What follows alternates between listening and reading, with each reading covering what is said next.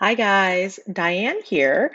So last week I was actually talking about, who's your second in command? Who is that second person in your business if you were to get sick for, a week, or if you had the flu that could really keep things going, or if you wanted to go on a vacation, who would your team talk to, right? We talked about that COO role and, how those roles could show up within your business. So how do you know if you actually need a COO role, right? How do you know if you need a second in command? So, well, like so many other consulting questions, the answer to this one is it depends, right? It depends on the size of your business. It depends on, where your business is today, where you want to take it, what your vision for the business is, what growth initiatives you have in mind. But there are a few kind of like high level thematic ways that really signify that hey, you really need a COO type on your team. So what are the ways, what are the symptoms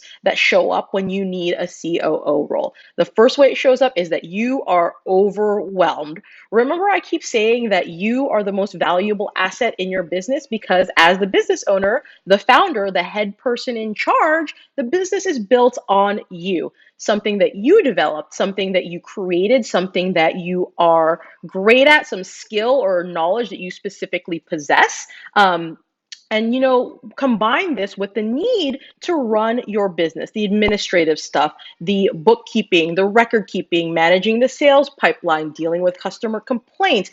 It is massive, right? There's so many things that need to happen within your business. They all are landing on your plate. And so you're doing it all and you're only doing a small portion of it really well. If this is you, then it is time to hire a COO into your team, someone who is skilled, someone that you trust, someone that you can divide your workload with so that you can breathe, so that you can turn your attention to the next steps in your business, the next big idea, and then know that you have someone who can help you get there.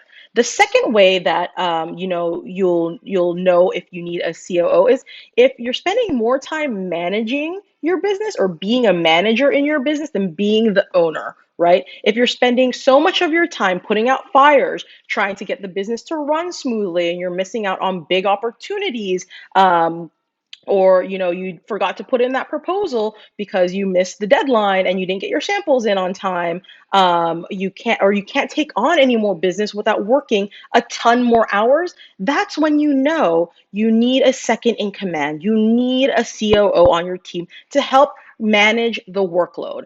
And finally, the third symptom that shows up that says, hey, I really need a second in command, I really need a COO, is when you're struggling to execute. If you are at a place where you are frustrated with your projects, your ideas are stalling, you're irritated with your team, it seems like everything is coming back to you, you can't get any traction, you can't move the ball forward in your business, then that's when it is really key to have a COO who can bring those ideas to life. It might be time to hire in that role so that you can have some balance, someone who can execute, move the ball forward, manage some of the operations so the pressure is not all 100% on you. These are the most common reasons that I see when clients come to me looking for that fractional COO. And if you fit into any of these categories, feel free to drop me a line or a comment below. I love hearing from you, and I'm happy to help you figure out what your next steps need to be or what your next steps should be so that you can get some relief and start to build your business in a really strategic way. All right, until next time, thanks, guys. Bye.